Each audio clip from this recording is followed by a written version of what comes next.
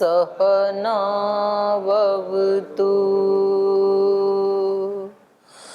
सहनौ भुनक्तु सह वीर्यङ्करवावहै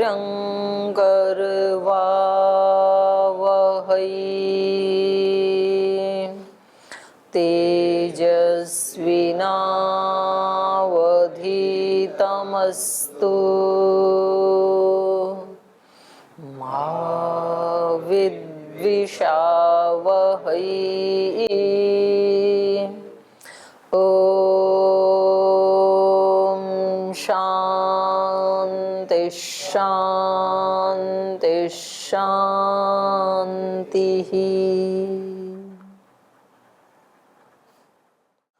वेदांत दर्शन का द्वितीय अध्याय पढ़ रहे हैं, तृतीय पाद।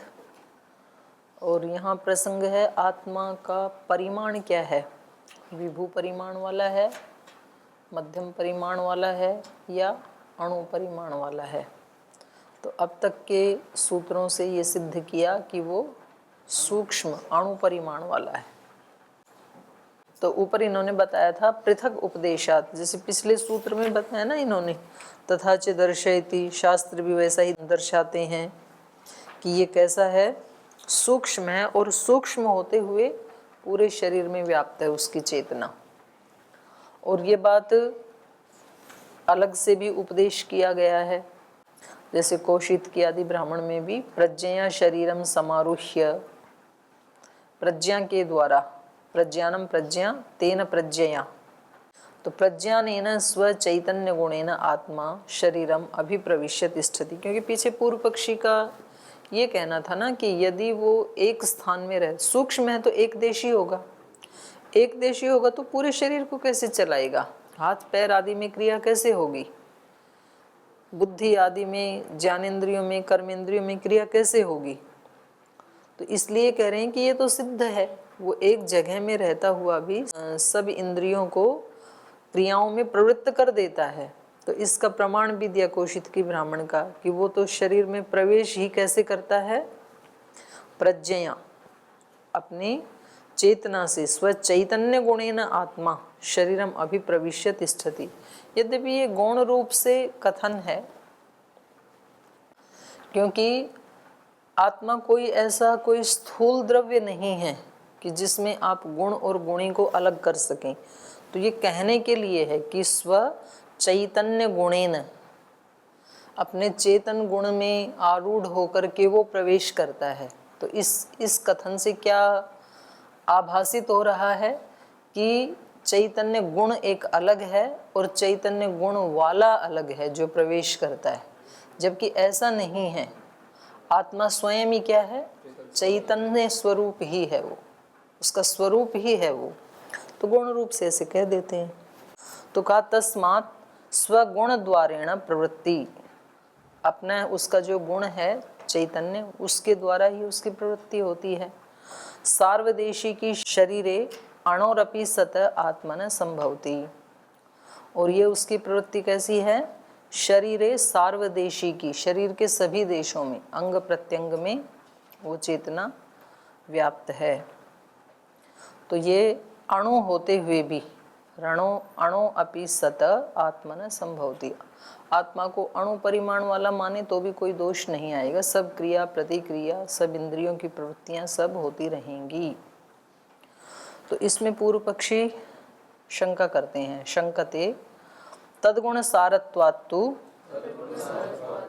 तद व्यपदेशः प्राज्ञवत्।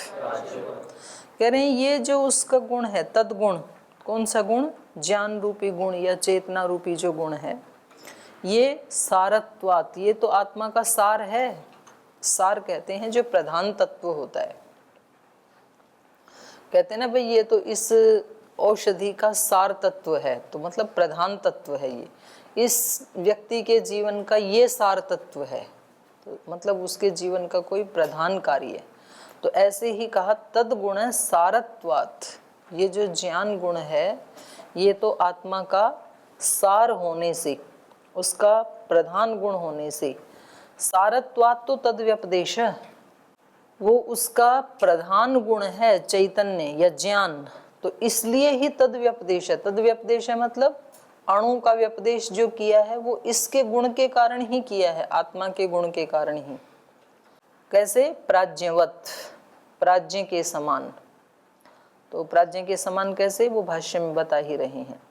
तस्य आत्मनो गुणो ही प्रज्ञा, तस्य सारत्वात्, सारत्वात् को खोला प्रधानत्वात्, प्रधानत्वात् मतलब आत्मगुणस्य प्रज्ञा या प्रधानत्वात्, तो तद व्यपदेश। तस्य आत्मनो गुणो ही प्रज्ञा, उस आत्मा का गुण क्या है? ज्ञान। तस्य सारत्वात्, और वो ज्ञान उस आत्मा का सार होने के कारण, सार मतलब प्रधानत्वात्, प्रधान होने के कारण, प्रज्ञाया आत्मगुणस्य प्रधानत्वात्, ये जो प्रज्ञा है इसका आत्मा का प्रधान गुण होते हुए तद व्यपदेश है, इसलिए ये व्यपदेश किया गया है अणुत्व का। तस्य आत्मनो अणुत्व व्यपदेशो, उस आत्मा के अणुत्व का व्यपदेश इस ज्ञान गुण के कारण ही किया गया है। अणुत्व व्यवहारो अस्ति न वास्तविक, माने इसके ज्ञान के कारण ही, आत्मा के ज्ञान के कारण ही उस आत्मा का अणुत्व व्यपदेश किया गया है, लेकिन वास्तव में आत्मा अणु नहीं है। उसका ज्ञान ऐसा है कि उसको अणु ही मालूम होता है आत्मा का, तो उस ज्ञान के कारण उस आत्मा ने ही ये व्यपदेश किया है, वास्तव में ऐसा है नहीं वो। कैसे? प्राज्ञवत, प्राज्ञ मतलब ईश्वर ब्रह्म। यथा ही प्राज्ञ परमात्मा अपि विभूषण क्वचित उपासना बुद्ध्या अल्प परिमाणु व्यपदिश्यते, जैसे ईश्वर के बारे में भी क्या कहा जाता है? अंगुष्ठ मात्र पुरुषः मध्य आत्मनि तिष्ठति। वो प्राज्ञ कैसा है? अंगुष्ठ मात्र है, और अंगुष्ठ मात्र का मतलब भी अंगूठे जितना नहीं, पूरे शरीर की दृष्टि से जो अंगूठे का परिमाण है तो छोटा है ना, तो ऐसे ही वो इस सारे ब्रह्मांड की दृष्टि से बहुत सूक्ष्म है। और रहता कहाँ है? मध्य पुरुषो मध्य आत्मनि तिष्ठति, इस आत्मा के भी अंदर रहता है। मध्य का मतलब यहाँ बीच में नहीं, उसके भी अंदर, माने आत्मा से भी सूक्ष्म है। और आत्मा कितना सूक्ष्म है? आत्मा की सूक्ष्मता का क्या परिमाण बताया था कल? बाल के अग्रभाग का 10,000वां हिस्सा, इतना सूक्ष्म है। और परमात्मा उससे भी सूक्ष्म है। तो बोले जैसे परमात्मा के बारे में ये कथन कर दिया जाता है कि वो इस आत्मा के भी अंतर मध्य आत्मा में रहने वाला है, लेकिन क्या वो इतना ही थोड़ी है? वो तो विराट भी है। तो ये उसकी वास्तविकता नहीं है ये कथन, बल्कि ये गौण कथन है, इतना ही नहीं है परमात्मा। तो ऐसे ही आत्मा का जो अणुत्व है वो उसकी वास्तविकता का कथन नहीं है, बल्कि इसके ज्ञान के कारण वो अल्प कह देता है उसको। यथा ही प्राज्ञ परमात्मा अपि विभूषण क्वचित उपासना बुद्ध्या, कुछ उपासना बुद्धि में, क्योंकि उसको उपासना करते समय उसकी अनुभूति कहाँ होती है? अपनी आत्मा में ही होती है। तो वो क्या कह देता है उपासना करने वाला व्यक्ति? अंगुष्ठ मात्र पुरुषो मध्य आत्मनि तिष्ठति, वो सब की आत्माओं में ही रहता है। तो वो अपनी उपासना बुद्धि से ये बात कह रहा है, और वास्तविकता ये नहीं है कि वो केवल आत्माओं के मध्य में ही रहता है और कहीं रहता ही नहीं। वो तो सब जगह रहता है, विराट है वो तो। ऐसा कहने से उसका स्वरूप कोई अणु या कोई मध्यम कोटि का थोड़ी हो जाएगा। तो वही कह रहे हैं ईशानो भूत भव्यस्य, वो जो हुआ और जो होगा उस सब का स्वामी है। और कहा एषा म आत्मा अंतर हृदये अणियान, बोले ये जो मेरा आत्मा है वो कैसा है? अणियान, जो अंतर हृदय, हृदय के अंदर रहता है वो अणियान। कितना अणु है वो? व्रीहेर्वा यवाद्वा शर्षपाद्वा शामकाद्वा शामाक तंडुलाद्वा एषा म आत्मा अंतर हृदये ज्यायान पृथिव्या ज्यायान अंतरिक्षात्। तो इसमें दोनों कथन कर दिए। वो कैसा है? सूक्ष्म से तो सूक्ष्म है, व्रीहि से भी सूक्ष्म है, ज्यो से भी, सरसों से भी, शामक से भी, और शामाक तंडुल से भी, ऐसा वो बहुत छोटा सा आत्मा अंतर हृदय में रहता है। और विराट कितना है? ज्यायान, पृथिव्या ज्यायान, अंतरिक्षा ज्यायान, अंतरिक्ष से भी बड़ा है, पृथ्वी से भी बड़ा है। तो ये जो सूक्ष्म परिमाण बताया है, ये इस आत्मा के अपने ज्ञान की दृष्टि से बताया है, वास्तव में सूक्ष्म नहीं है। एवं अणुत्वम बुद्धेर गुण है न आत्मन है। इसलिए ये जो अणुत्व है, क्योंकि बुद्धि क्या है? सूक्ष्म परिमाण वाली है, तो सूक्ष्म वाले को दूसरा भी कितना दिखेगा? सूक्ष्म ही दिखेगा। माने जो सूक्ष्म प्राणी है तो उसको दूसरी चीज भी, जैसे चींटी अपने हाथ में कितना उठा सकती है, जितना उसका साइज है उतना ही तो उठा सकती है, पूरे पहाड़ को तो उठा नहीं सकती है, क्योंकि उसके पास सामर्थ्य ही उतनी है ना। तो क्योंकि इस आत्मा का जो सार तत्व है ज्ञान, वो ज्ञान खुद ही अणु है, छोटा है, कम है, इसलिए उसको आत्मा भी कैसा दिखाई पड़ता है? अणु, अणु परिमाण वाला दिखाई देता है। लेकिन वास्तव में आत्मा अणु परिमाण वाला नहीं है। जैसे कि भगवान हम सबको अपने हृदय में स्थित अंगुष्ठ मात्र दिखाई देता है, पर उतना ही थोड़ी है भगवान। भगवान मतलब ब्रह्म, तो ब्रह्म कोई उतना ही थोड़ी है, तो ब्रह्म तो अनंत है, विराट है। तो ऐसे ही ये है। तो कहा एवं अणुत्वम बुद्धेर गुण न आत्मन। इस प्रकार ये अणुत्व जो है ये बुद्धि का गुण है, आत्मा का गुण नहीं है। आत्मा अणु नहीं है। बुद्धि विमोक्षात अणुत्व भाव, बुद्धि विमोक्षात अणुत्व अभाव, तस्मात् न आत्मा अणु। तो इसलिए कह रहे हैं बुद्धि का यदि मोक्ष हो जाए, बुद्धि नष्ट हो जाए, नष्ट का मतलब है यहाँ पर अपने कारण में लीन हो जाए, अर्थात मोक्ष की प्राप्ति। बुद्धि विमोक्षात अणुत्व अभाव है, तभी आत्मा अणु नहीं रहता है। बुद्धि के कारण, ज्ञान के कारण ही ये अणु दिखाई देता है, क्योंकि बुद्धि खुद अणु है, अणु परिमाण वाली है। अगर बुद्धि का विमोक्ष हो जाए तो फिर आत्मा अणुत्व से रहित हो जाएगा। कैसा हो जाएगा? विभू हो जाएगा। फिर ऐसा मानते हैं बहुत लोग, तो ये भी वही कह रहे हैं। बुद्धि विमोक्षात अणुत्व अभाव, तस्मात् आत्मा न अणु। इसलिए अणु नहीं है, अणु परिमाण वाला नहीं है आत्मा। समाधत्ते समाधान दे रहे हैं। यावद आत्मभावित्वाच्च न दोषः तद्दर्शनात्। कह रहे नहीं, बुद्धि तो नष्ट होती नहीं है, बुद्धि का तो मोक्ष होता ही नहीं, ज्ञान का तो मोक्ष होता ही नहीं है कभी भी। मोक्ष में भी ज्ञान तो आत्मा के साथ ही रहता है, तो वो तो कभी अलग होता ही नहीं है आत्मा से।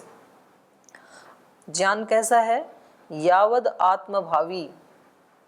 कुछ गुण कुछ द्रव्यों में कैसे होते हैं? यावद द्रव्य भावी, माने जब तक वो द्रव्य रहेगा तब तक उसमें वो गुण रहेगा। अग्नि में उष्णता कब तक रहेगी? यावद द्रव्य भावी, जब तक वो द्रव्य रहेगा। तो आत्मा में ज्ञान कब तक रहेगा?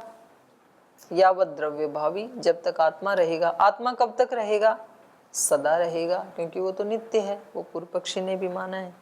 तो इसलिए कहा यावद आत्मभावित्वाच्च। ये गुण तो कैसा है आत्मा का?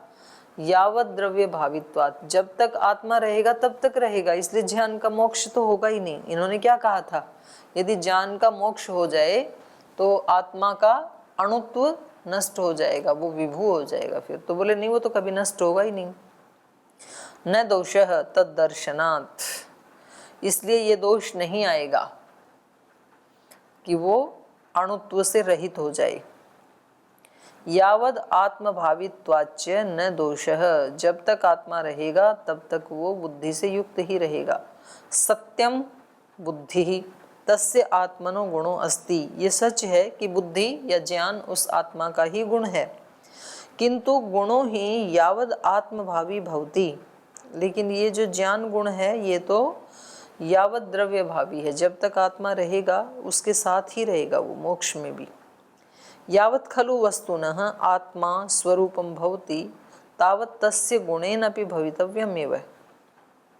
और कह रहे हैं ये आत्मा ही नहीं, सभी वस्तुएं। यावत खलु वस्तुनः आत्मा, जब तक उस वस्तु का, आत्मा मतलब स्वरूप, जब तक उस वस्तु का स्वरूप भवती होता है तावत तस्य गुणेन अपि भवितव्यम एव, तब तक उसके गुण भी उसमें रहते हैं, क्योंकि उन गुणों के कारण ही वो वस्तु बनी है। तो इसलिए वो गुण उसमें तब तक रहेंगे जब तक वस्तु रहेगी। कुछ गुण जो हैं वो तो हट जाते हैं, पर कुछ तो उसके जो प्रधान गुण हैं, जिस गुण के कारण ही वो वस्तु उस स्वरूप वाली बनी है, वो ऐसा प्रधान गुण कभी भी नष्ट नहीं होता है। नहीं गुणम अंतरेण वस्तु सत्ता संभवती, क्योंकि उस प्रधान गुण के बिना तो उस वस्तु की सत्ता संभव ही नहीं है। तद यथा यावद अग्नि सत्ता तावत खलु तद्गुणौ दाह प्रकाशौ विद्येते। जैसे अग्नि में दाह गुण और प्रकाश गुण कब तक रहेगा? जब तक अग्नि रहेगी। तो ये भी वैसे गुण कथन है, न्याय दर्शन में तो पढ़ा है आपने? नहीं, आगे आएगा आपके यहाँ। तो ऐसे होता है कि कभी कभी तो प्रकाश होता है, उष्णता नहीं होती है, कभी उष्णता तो होती है, प्रकाश नहीं होता है। तो उसके 4 भाग बताए हैं। जैसे चंद्रमा में प्रकाश तो है लेकिन उष्णता नहीं है, तो अग्नि तत्व तो है वो भी, लेकिन वहाँ पर उष्णता नहीं है। जैसे आप उसमें बाल्टी में गर्म पानी करते हैं, रॉड लगाते हैं, तो वहाँ उष्णता तो है लेकिन प्रकाश नहीं है। तो ये गौण रूप से कहा है कि जब तक वो द्रव्य रहता है, जैसे अग्नि जब तक रहता है तो उसमें उष्णता और दाह रहता ही है। आत्मा च नित्य इति, और आत्मा तो नित्य है। इति तो पूर्वम सूत्रकारेण साधितम, तो ये तो पहले ही सूत्र में हमने सिद्ध कर दिया था, सूत्रकार के द्वारा ही ये सिद्ध कर दिया गया था कि आत्मा नित्य है। तस्मात् न तस्य गुण रूपाया बुद्धेर विमोक्षः, इसलिए उस आत्मा के गुण रूपाया, गुण रूपी बुद्धेर विमोक्ष न, ज्ञान रूपी जो उसका गुण है उस आत्मा का, उसका कभी राहित्य नहीं होता है, उससे अलग नहीं होता है। सातु मोक्षेपि तेन सह समवाय संबंधेन अवतिष्ठते, वो ज्ञान तो मोक्ष में भी उस आत्मा के साथ समवाय संबंध से स्थित साथ ही रहता है। आत्मा किल संसारे मोक्षे वा बुद्धि गुणान्वितो भवति एव, तो आत्मा चाहे संसार में रहे चाहे मोक्ष में रहे, वो बुद्धि गुण से अन्वित होता ही है, ज्ञान गुण से अन्वित होता ही है, क्योंकि वो ज्ञान स्वरूप ही है, उसका स्वरूप ही ज्ञान है, वो चेतन स्वरूप ही है, ज्ञान स्वरूप ही है। यदि ज्ञान नहीं रहेगा तो आत्मा ही नहीं रहेगा, वही उसका स्वरूप है। तो ये कहीं भी रहे, बंधन में रहे, मोक्ष में रहे, बुद्धि का तो वियोग नहीं ही होगा। तस्मान न दोषः तद्दर्शनात्, तो इसलिए इसमें कोई दोष नहीं आएगा। तथा च मोक्षे भी, किसमें दोष नहीं आएगा? किसमें दोष नहीं आएगा? उसकी चेतनता नहीं। प्रसंग क्या चल रहा है? आत्मा के अणुत्व में, अणुत्व का प्रसंग चल रहा है। और इन्होंने क्या कहा था कि ये अणुत्व तो बुद्धि के कारण है, वास्तव में आत्मा अणु है नहीं। बुद्धि का मोक्ष हो जाए तो आत्मा क्या हो जाएगी? अणुत्व गुण से रहित हो जाएगी, विभू होगी या मध्यम परिमाण होगी, वो कुछ नहीं कहा। पर अणुत्व किसके कारण है? बुद्धि के कारण। तो कहा बुद्धि तो कभी हटेगी ही नहीं, इसलिए अणुत्व का कोई दोष नहीं आएगा, अणुत्व हमेशा बना ही रहेगा। तस्मान् न दोषः तद्दर्शनात् तथा च मोक्षेपि खलु आत्मगुणस्य प्रतिपादनम दृश्यते। बोले ये मोक्ष में भी आत्मा का जो ज्ञान गुण है इसका प्रतिपादन तो देखा ही जाता है। वहां पर कहा शतपथ ब्राह्मण में, शृण्वन् श्रोत्रम मनवानो मन भवति, मोक्ष में ये आत्मा कैसा हो जाता है? शृण्वन् श्रोत्रम, सुनता हुआ कान ही बन जाता है, क्योंकि वहां उसके पास सुनने के लिए कान तो है नहीं। तो जब उसको कुछ सुनने की आवश्यकता है तो क्या होता है? आत्मा ही कान बन जाता है। और मनवाना, मनः, मन भी नहीं है उसके पास, मन भी अपने कारण में लीन हो गया, तो उसको कुछ मनन करना है तो वो स्वयं ही मन स्वरूप बन जाता है। चतुर्थ सांकल्पिक शरीर हो जाता है। हैं? सांकल्पिक शरीर होता है। शरीर कोई होता ही नहीं है। तो वैसे मतलब हो जाता है, ऐसे कुछ प्रसंग आ जाए। नहीं, यहाँ कहाँ प्रसंग है शरीर की तो। चतुर्थ अध्याय में नहीं, वो तो समझाने के लिए ही है, कोई अध्याय नहीं है, मतलब कोई वो नहीं है। और वो ना तो ये सब सुनना, मनन करना, सूंघना, ये सब करना भी नहीं चाहेगा, क्योंकि ये सुनने से, सूंघने से, खाने पीने से परेशान होकर के तो मुक्त हुआ है। और वहां जा करके भी अगर इन्हीं चीजों में उसका मन जाए तो फिर कैसी मुक्ति? तो होता नहीं है। बस इतना ही कहना चाह रहे हैं कि उसके अंदर सामर्थ्य होती है। कोई यूं कहे ना कि भाई वो तो असमर्थ हो गया, तो ऐसी मुक्ति का क्या करें? जहाँ कोई अनुभूति नहीं कर सकता है आनंद की, मन तो है नहीं। सुख दुख की अनुभूति हम किससे करते हैं? मन से ही करते हैं। और वो हो गया लीन, तो अब ऐसी मुक्ति का क्या करें? तो ये कहा जाएगा कि भाई वो एक स्पेशल कोटा है मुक्त आत्माओं के लिए, कि वो बिना मन के भी आनंद की अनुभूति कर सकते हैं, वो बिना आंख के भी देख सकते हैं, बिना कान के भी सुन सकते हैं।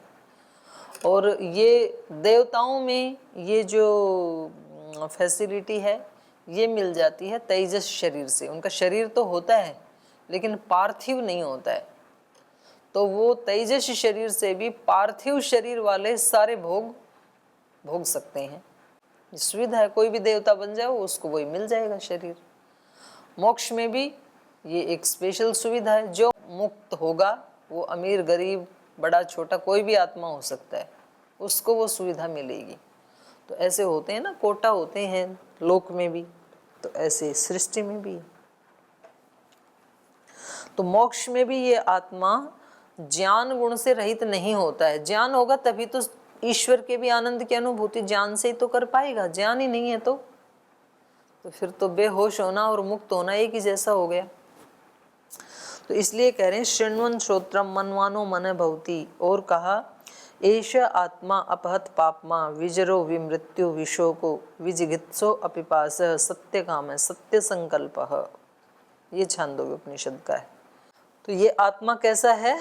अपहत पापमा, निष्पाप है ये, विजर जरा अवस्था से रहित है, विमृत्यु मृत्यु से रहित है, विशोक शोक रहित है, विजिघत्सो अपिपासः और भूख प्यास से भी रहित है, सत्य काम है सत्य संकल्प, सत्य काम और सत्य संकल्प वाला है।